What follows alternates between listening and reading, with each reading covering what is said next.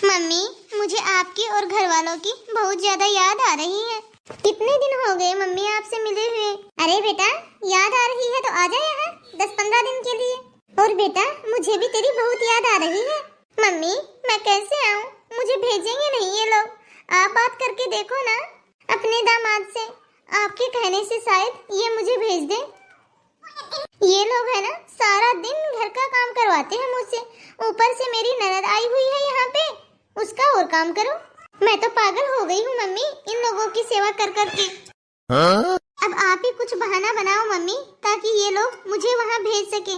ऐसे तो ये लोग मुझे भेजेंगे नहीं। आपको पता है मम्मी, यदि मेरी सास को थोड़ी सी भी खांसी या छींक आ जाए ना, तो ये लोग ऐसे रिएक्ट करते हैं जैसे कि उनको खांसी जुकाम नहीं, कोई भयंकर बीमारी हो गई हो। बस माँ माँ माँ, इनको तो सारा दिन माँ ही दिखती है, बीवी तो दिखती नहीं इनको। इसलिए मम्मी, आप ही फोन करके बोलो इनको। अरे बेटा, यदि मैं ऐसे ही दामाद जी के पास फोन करूंगी तो सही लगेगा क्या इनको? क्या सोचेंगे ये मेरे बारे में? क्या सोचेंगे मम्मी? कुछ भी तो नहीं सोचेंगे। और क्या ठीक नहीं लगेगा? बेटी ब्याह रखी है आपने यहाँ पे, आपका पूरा हक बनता है इनके पास फोन करके मुझे बुलाने का। आपको क्या पता मम्मी, आपकी ही बेटी की क्या हालत करके रखी है इन लोगों ने। सारा दिन मुझसे घर का काम करवाते हैं, कभी ये बना दो कभी वो बना दो। ऊपर से मेरी ननद आई हुई है वो अलग। मम्मी, आप कैसे भी करके मुझे बुला लो ना। आप इनको फोन करके बोल दो कि मेरी तबीयत ठीक नहीं है, या फिर कोई अच्छा सा बहाना बना दो मम्मी, ताकि ये मुझे वहाँ भेज सके और फिर बाद में मैं वहाँ आराम से 15-20 दिन तक रह सकूं। चल ठीक है बेटा, तू परेशान मत हो, मैं करती हूँ कुछ ना कुछ। तू बेटा आज की डेट पे यहाँ आ जाएगी, तू देखना तेरी माँ ऐसा जुगाड़ लगाएगी कि दामाद जी मना ही नहीं कर सकेंगे तुझे भेजने के लिए। तुझे तो पता ही है बेटा तेरी माँ कितनी होशियार है, कितना दिमाग है तेरी माँ के अंदर। तेरी माँ ने तो अच्छे को धूल चटाई है। ये तो फिर भी तेरा ससुराल है। चल ठीक है बेटा, करती हूँ बात दामाद जी से। अभी रख फोन, मिलते हैं शाम को। अभी लगाती हूँ दामाद जी को फोन। हेलो बहू। हाँ मम्मी जी। अरे बहू, तू क्या कर रही थी? कुछ भी तो नहीं मम्मी जी। क्यों, आपको कुछ काम था क्या? हाँ बेटा, आज वो काजल आ रही है तो तू एक काम कर, आज तू उसकी पसंद का सारा खाना बना दे। वैसे भी बेचारी मेरी बेटी ससुराल में सारा दिन नौकरों की तरह काम करती रहती है, उसकी मनमर्जी तो चलती नहीं वहाँ पर। कम से कम यहाँ तो उसकी मर्जी का चले, वहाँ पे तो बेचारी अपना ख्याल ही नहीं रख पाती। और हाँ बहू, यहाँ तुम्हारा फर्ज है उसका ख्याल रखने का। तो बहू, आज सारा खाना तू उसकी पसंद का बनाना। मेरा जीव का टुकड़ा है वो, मेरी लाडली बेटी है। ठीक है मम्मी जी, खाना तो मैं बना लूंगी, मुझे कोई दिक्कत नहीं है। लेकिन दीदी अभी 15 दिन पहले ही तो आई थी यहाँ पे, आज कुछ काम से आ रही है क्या? अरे क्यों, कोई काम पड़ेगा तभी आएगी क्या वो यहाँ पे? इस घर की बेटी है, जब उसका मन किया, जब उसकी इच्छा हुई तभी आ सकती है वो यहाँ पे। उसको किसी की भी इजाजत लेने की जरूरत नहीं है यहाँ पे आने के लिए। और हाँ बहू, तेरा कोई हक नहीं बनता है उससे यह पूछने के लिए कि वो यहाँ किस काम से आई है। तू तो बस अपने ननद की सेवा करने में जुट जा।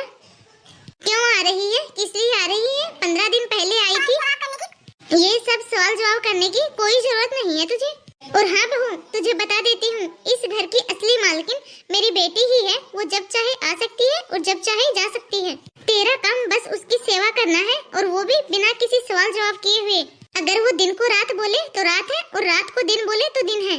जो भी बनाने के लिए कहेगी वो बनाना पड़ेगा तुझे। जा, अब जाके कर खाने की तैयारी, अगर तेरा और कोई काम हो गया हो तो। ठीक है मम्मी जी, अभी बनाती हूँ। मम्मी जी, ये जो भी कर रही हैं वो बहुत ही गलत कर रही हैं। मम्मी जी, ये अपनी बेटी को गलत बढ़ावा दे दे के उसका घर बर्बाद कर रही है। इस घर में तो एक पापा जी ही समझदार हैं, अब तो वो ही समझा सकते हैं अपनी बेटी को।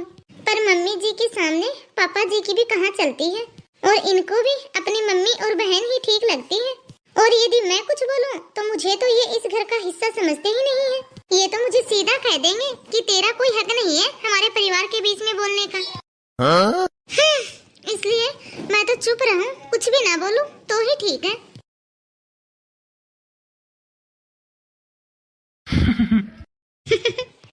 सही में बेटा, इस घर में काजल के आते ही चहल पहल हो जाती है। सही में मम्मी, काजल के घर में आने से दिन कैसे निकल जाता है पता ही नहीं चलता। ये क्या भैया, भाभी अभी तक पराठे नहीं बना के लेके आई? 1 घंटे से भी ज्यादा हो गया बोले हुए। बड़ी ही ढीली है भैया भाभी। भाभी आज ही आएंगे क्या पराठे? आई दीदी, बस 5 मिनट और। अरे काजल छोड़ ना, क्या पराठे खाएगी? आज बाहर चलते हैं होटल में खाना खाने के लिए, जहाँ भी तू बोले, और तेरी पसंद का ही ऑर्डर करना। क्यों मम्मी, आज चले बाहर खाना खाने के लिए? हाँ बेटा क्यों नहीं, चलो चलते हैं बाहर ही खाना खाने के लिए। ठीक है भैया, फिर तो पराठे रहने ही दो। भाभी रहने दो पराठे।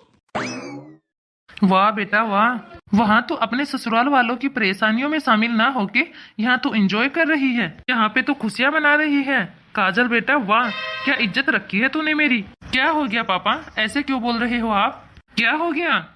ये तू अपनी बहन से ही पूछ कि क्या हुआ। आज तो तूने बहुत ही ज्यादा शर्मिंदा किया है बेटा मुझे। अरे क्या हुआ पापा, बोलो तो सही।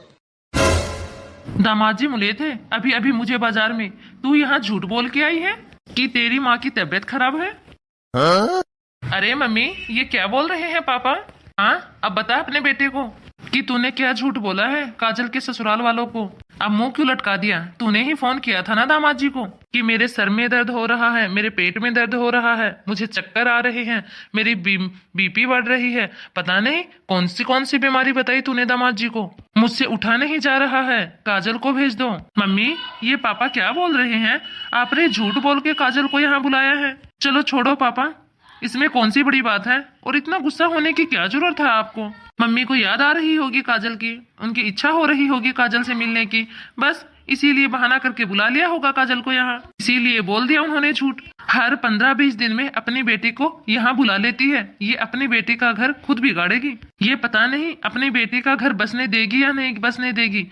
यदि इतनी ही इच्छा हो रही थी बेटी से मिलने की तो खुद चली जाती उसके ससुराल। रे पापा इसके ससुराल में इतना कहाँ मजा आता है जितना मजा यहाँ आता है। अच्छा तो अब तुझे मजे चाहिए, मजे के चक्कर में तू अपनी बहन का घर बर्बाद करेगा। तुझे पता भी है इसके ससुराल में क्या हो रहा है? इसकी सास का पैर टूट गया है, 15 दिन हो गए हैं वो खाट में पड़ी है। ये जानते हुए भी ये यहाँ आ गई। तो क्या हो गया, इसकी ननद आई हुई है ना, वो कर लेगी अपनी माँ की सेवा। इसके ननद पेट से है, वो डिलीवरी करवाने के लिए आई हुई है अपने मायके, और वो अभी भी बेचारी अपनी माँ की सेवा कर रही है वहाँ पे। बेचारी इसकी ननद अपनी सेवा करवाने के लिए आई थी अपने मायके, और देखो उसको खुद को सेवा करनी पड़ रही है। और ये काजल देखो इसको, ये अपनी जिम्मेदारियों से भाग के यहाँ अपने मायके आ गई। और बेटा इसमें सबसे बड़ा हाथ तुम्हारी माँ का है। सही बोल रहे हो पापा, अपनी बेटी को इतना भी ज्यादा सर पे नहीं चढ़ाना चाहिए कि उसके लिए झूठ बोलना पड़े। आपने अपनी बेटी को इतना ज्यादा बिगाड़ दिया है मम्मी। देखो ना, इसको इसकी ससुराल की परेशानियां ही नहीं दिख रही, इसमें सबसे बड़ी बेइज्जती तो अपनी ही है मम्मी। कल को मम्मी यदि आपकी तबीयत खराब हो और आपकी बहू आपको छोड़ के अपने मायके चली जाए तब आपको कैसा लगेगा? मैं तो मम्मी यही कहना चाहूंगा कि जिसमें बीतती है उसी को पता चलता है। जा बेटा जाके अपनी पैकिंग कर ले, हम सब लोग जाएंगे तुम्हारे ससुराल तेरे को छोड़ने और तेरी सास का हालचाल पूछने के लिए। अब जा बेटा जाके अपना घर संभाल, ऐसे ही अपनी माँ की बातों में मत आया कर। और तू भी अपनी बेटी का घर बसने दे, हर 15-20 दिन में अपनी बेटी को यहाँ बुला लेती है। तो अब तू ही बता काजल का मन कैसे लगेगा इसके ससुराल में? इसको तो इसके मायके की हवा लगी हुई है। बेटी बाहर त्योहार या कभी कभी ही मायके आए तभी अच्छी लगती है, रोज रोज आने से तो इज्जत भी घट जाती है। और तो और तेरी जैसी माँ ही अपनी बेटी का घर बिगाड़ती है। जैसे ही बेटी का फोन आया कि मैं तकलीफ में हूँ, मैं परेशानी में हूँ, उसको फटाफट अपने घर बुला लेती है। वैसे ही माँ की ममता जाग उठती है और बोलती है कोई बात नहीं बेटा, छोड़ के आजा ससुराल कुछ दिन रहने के लिए। और तुम लोग सोचती हो कि इसमें हमारी बेटी का क्या घाटा है? अरे तुम लोगों को अपनी बेटी की जिम्मेदारियां सिखानी चाहिए उसे, ना कि जिम्मेदारियों से कैसा भागा जाए ये सिखाना चाहिए। बल्कि ना कि एक बेटी को ये सिखाना चाहिए कि ना तू एक बेटी है बल्कि तू एक बहू भी है। एक बेटी को बेटी के गुण के अलावा एक बहू का गुण भी सिखाना चाहिए। अरे तुम अपनी बेटी को अच्छी शिक्षा नहीं दे सकती तो कम से कम उसको गलत शिक्षा तो मत दे। उम्मीद है कि आगे से तुझसे ऐसी गलती नहीं होगी। मुझे माफ कर दो जी, आगे से ऐसी गलती नहीं होगी मुझसे। माना कि एक बेटी को देख के माँ की ममता जाग उठती है। अपनी बेटी को तकलीफ में देख के माँ को बुरा लगता है, लेकिन ये जिंदगी का नियम है कि हर इंसान में दुख और तकलीफें आती रहती हैं और आप सब अपने बेटे या बेटी को ऐसी शिक्षा दें ताकि वो अपनी हर परेशानियों से खुद लड़ सके। आप अपने बेटे या बेटी को जिम्मेदारियों से भागना ना सिखाएं बल्कि उसका सामना करना सिखाएं। आप सभी को हमारी यह कहानी कैसी लगी कमेंट करके जरूर बताना। वीडियो अच्छी लगी हो तो वीडियो को लाइक और अपने परिवार दोस्तों में शेयर जरूर करना। और यदि अभी तक आपने हमारे चैनल को सब्सक्राइब नहीं किया हो तो फटाफट से चैनल को सब्सक्राइब कर देना।